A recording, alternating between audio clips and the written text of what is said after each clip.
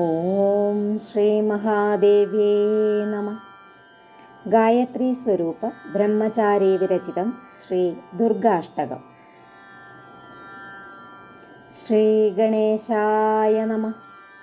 ഹേ മാതർജഗദാധാരേ പ്രണിനാം പ്രാണരൂപിണി ചൈതന്യരൂപകേ നിത്യേ ദുർഗേ ദേവി നമോസ്തുതേ. ശാരദേ ച പരേ സത്യേ പൂർണ്ണരൂപേ സനാതനി ബ്രഹ്മാണ്ഡരക്ഷികേ ഹംസേ ദുർഗേ ദേവി നമോസ്തുതേ. ചതുർവക്ത്രേ മഹാമായേ രൗദ്രരൂപേ മഹേശ്വരി മഹാകാളീ സ്വരൂപേ ച ദുർഗേ ദേവി നമോസ്തുതേ. പ്രണവാക്ഷരയോർമധ്യേ ബിന്ദുരൂപേ പരേശ്വരി കൈവല്യധാമരൂപാഖ്യേ ദുർഗേ ദേവി നമോസ്തുതേ.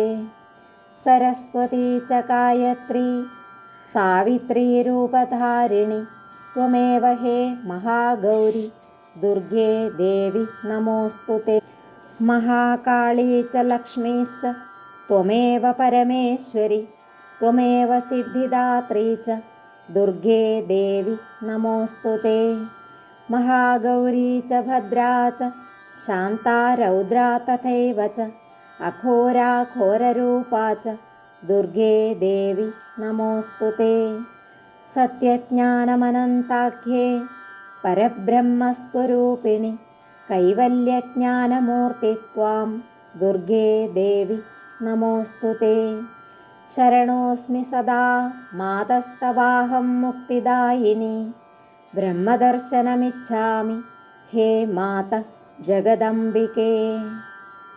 ശരണോസ്മി സദാ മാതസ്തവാഹം മുക്തിദായിനി ബ്രഹ്മദർശനമിച്ഛാമി ഹേ മാത ജഗദംബികേ. ശരണോസ്മി സദാ മാതസ്തവാഹം മുക്തിദായിനി ബ്രഹ്മദർശനമിച്ഛാമി ഹേ മാത ജഗദംബികേ. ഇതി ഗായത്രീ സ്വരൂപ ബ്രഹ്മചാരി വിരചിതം ശ്രീ ദുർഗാഷ്ടകം സമ്പൂർണം.